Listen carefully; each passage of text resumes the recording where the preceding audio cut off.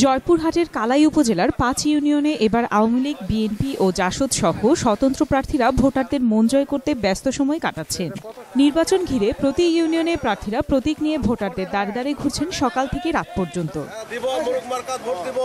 Chairman পদে সব প্রার্থী জয়ের আশা করলেও মূলত লড়াই হবে আওয়ামী লীগ ও বিএনপির মধ্যে।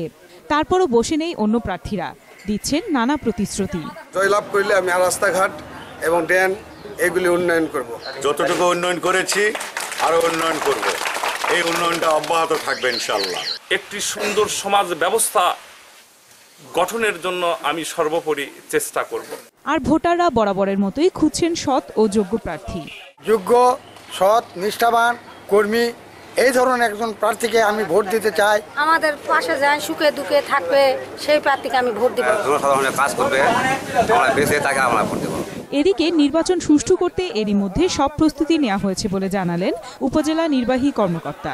৫টি ইউনিয়নে নির্বাচনের দিন ৫ জন ম্যাজিস্ট্রেট নিয়োজিত থাকবেন, তাদের নিয়ন্ত্রণে আইন শৃঙ্খলা রক্ষাকারী বাহিনী কাজ করবে। ভোটের দিনে উৎসবমুখর পরিবেশ আশা করছে ভোটাররা। ডেস্ক রিপোর্ট, ২১শে টেলিভিশন।